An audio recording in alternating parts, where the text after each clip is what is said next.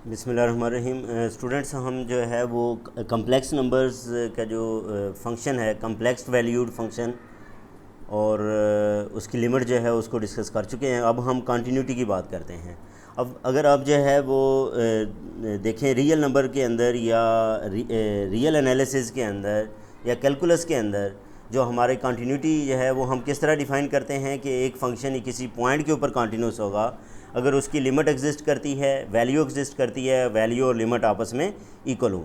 तो यही बात जो है वो कम्प्लेक्स नंबर्स के अंदर भी है कि function f is continuous at a point z not is a complex number if all three of the following conditions are satisfied. अगर ये तीन कंडीशन सेटिस्फाई हों, पहली कंडीशन क्या है कि limit z approaches to z naught F of z exist, दूसरी value at z naught exist, limit and value both are equal.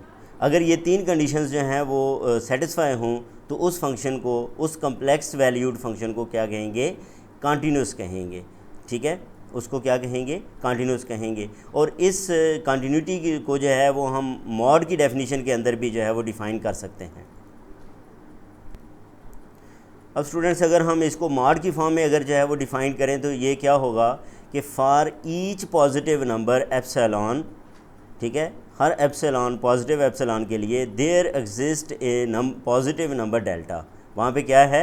Delta मौजूद है। किस तरह कि F of Z minus F of Z Z not mod is less than epsilon when ever Z minus Z not is less than delta. ठीक है, तो ये किसकी डेफिनेशन है? ये कंटिन्यूटी की जो है वो डेफिनेशन है। ठीक है, अब ये तो एक पॉइंट के ऊपर हमने बात की है, लेकिन अगर हम बात करें रीजन के ऊपर कि रीजन के ऊपर जो है वो फंक्शन कब कंटिन्यूस होगा, अगर रीजन के हर पॉइंट के ऊपर जो है वो कम्प्लेक्स वेरिएबल पे जो फंक्शन है वो क्या हो, वो कंटिन्यूस हो, तो हम क्या कहेंगे कि वो रीजन पे कंटिन्यूस है। ठीक है जी। इसी तरह ये है कि if two functions are continuous at a point their sum and product are also continuous. यानी कि एक पॉइंट के ऊपर अगर दो फंक्शंस कंटिन्यूस हैं तो उनका सम भी कंटिन्यूस होगा और प्रोडक्ट भी कंटिन्यूस होगा, कोशेंट भी कंटिन्यूस होगा। लेकिन ये है, कोशेंट में ये याद रखना है कि डिनोमिनेटर ज़ीरो के इक्वल नहीं होना चाहिए। डिनोमिनेटर जो है वो ज़ीरो के इक्वल नहीं होना चाहिए।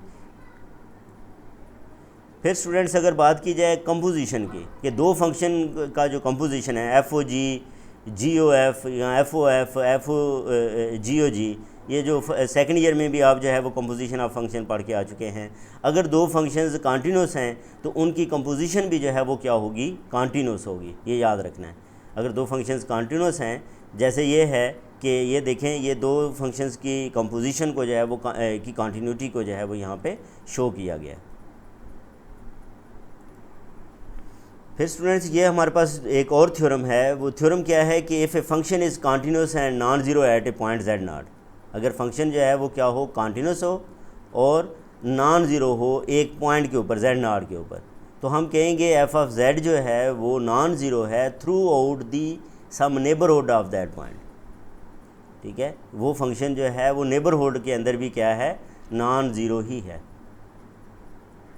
ठीक है जी, तो ये भी रिज़ल्ट आप लोग याद रखोगे। फिर स्टूडेंट्स, ये हमारे पास ये एक्सरसाइज है। ये तो पहला क्वेश्चन तो सिंपल ही है। इसमें क्या है कि रियल ऑफ जेड क्या होगा? जेड क्या होता है? एक्स प्लस आयोटा वाई, तो उसका रियल ऑफ जेड क्या हो जाएगा? एक्स ही आ जाएगा। ठीक है, और उसमें वो कहता है limit z approaches to z not हो तो वो रियल ऑफ जेड नॉट के इक्वल आ जाती है। वो किसके इक्वल आ जाती है? रियल ऑफ जेड नॉट के इक्वल ही आ जाती है। ठीक है, तो जस्ट क्या किया है, जेड की जगह पे जेड नॉट वैल्यू पुट कर लें, इसका भी रियल और इसका भी रियल आपस में। इसमें जेड बार है, बार का मतलब क्या होता है? कॉन्जुगेट, तो इसमें भी जेड की जगह पे जेड नॉट पुट किया जा सकता है। ये जो लिमिट है, limit z approaches to zero z bar square over z is equal to zero. तो इसको स्टूडेंट्स आप ज़रा खुद सॉल्व करोगे। जेड बार लें और उसका फिर स्क्वायर लें। ठीक है, नीचे जेड है, फिर आप क्या करोगे? इसको रैशनलाइज़ कर लोगे और रैशनलाइज़ करने के बाद यानी कि कॉन्जुगेट लेके ऊपर भी मल्टीप्लाई करें, नीचे भी मल्टीप्लाई करें और एक्स और वाई की जगह पे ज़ीरो पुट कर दें, तो आप देखेंगे कि आपके पास जो इसका आंसर आ जाएगा वो क्या आ जाएगा? वो ज़ीरो आ जाएगा। फिर ये क्वेश्चन नंबर 2 के अंदर जस्ट प्रॉपर्टीज़ को मेंशन किया गया है कि अगर आपके पास कोई लीनियर फंक्शन आ जाए कम्प्लेक्स में तो जस्ट जेड की जगह पे जेड नॉट रिप्लेस कर दें।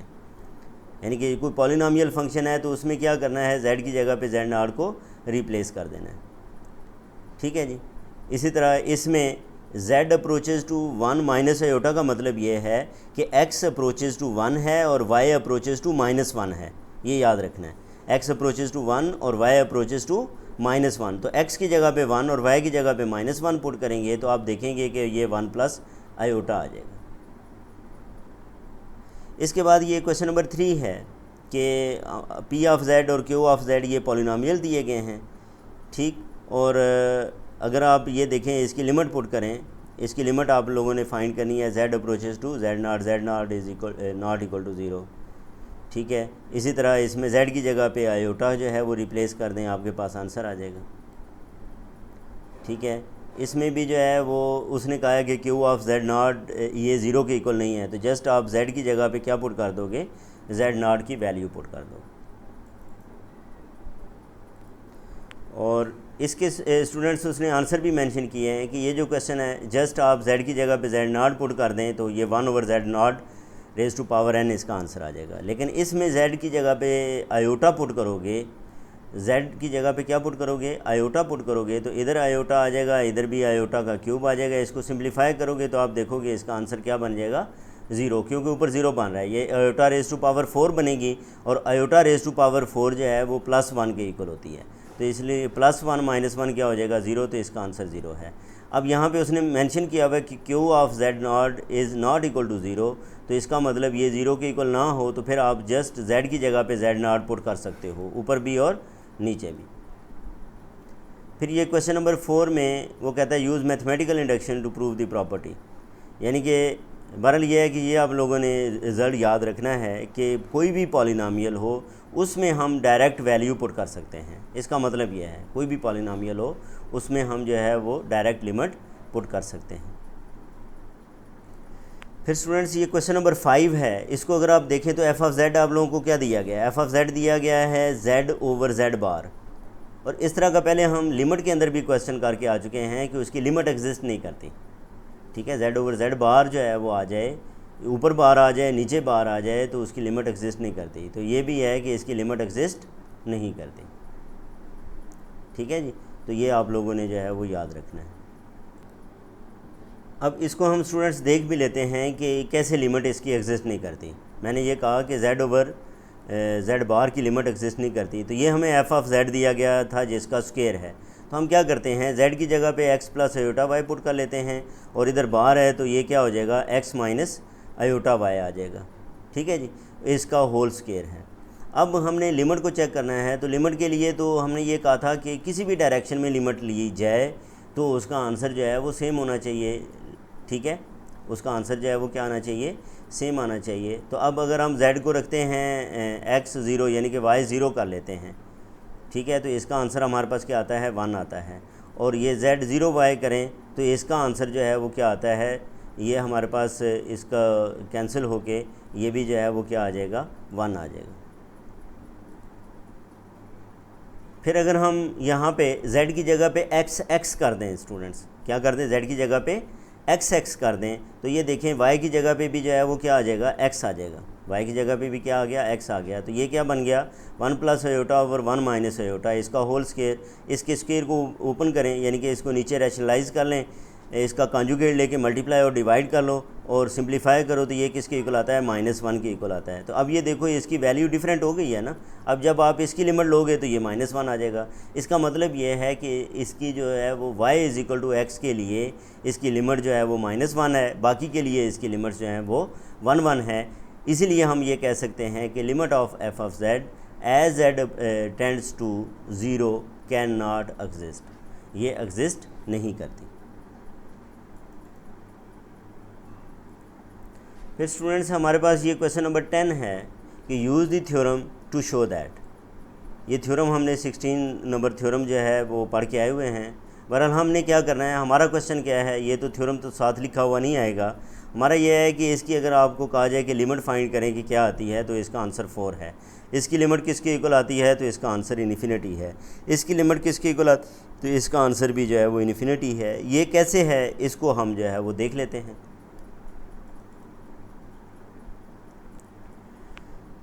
अब स्टूडेंट सबसे पहले हम ये देखते हैं कि limit z approaches to infinity 4z square over z minus 1 का होल स्क्वायर ये किसके इक्वल है, ये 4 के इक्वल है।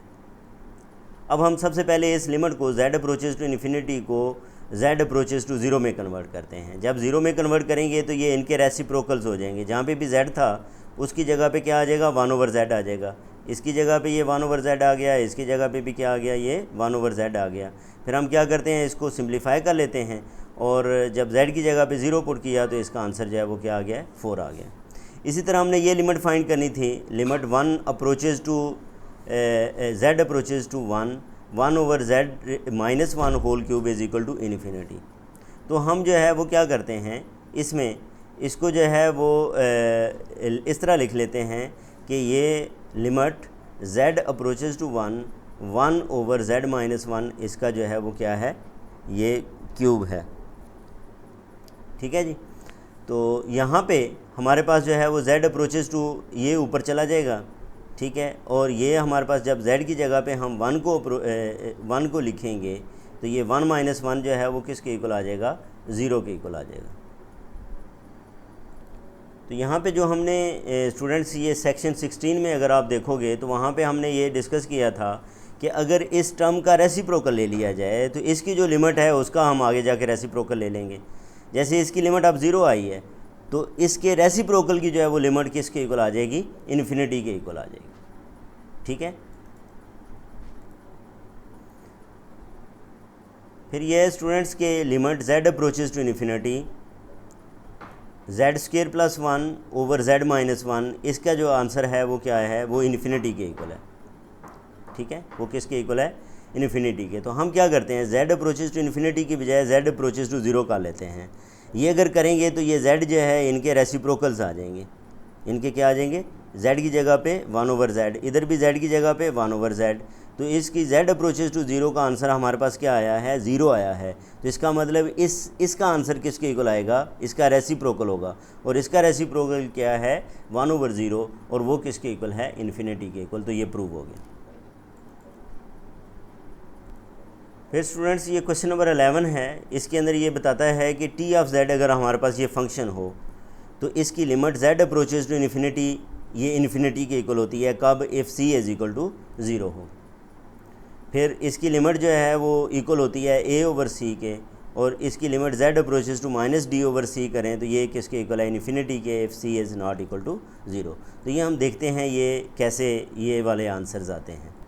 अब स्टूडेंट्स हमें ये फंक्शन दिया गया था t of z is equal to a z plus b over c z plus d, ये हमारे पास जो है वो फंक्शन मौजूद था। ठीक है, हमने क्या करना है, सबसे पहले में ये था कि अगर c को आप 0 के इक्वल सपोज करें तो हम c को 0 कर लेते हैं। जब c को 0 किया तो नीचे क्या रह गया, हमारे पास जो है वो d रह जाएगा। ठीक है, c को क्या किया है, जब 0 करना है।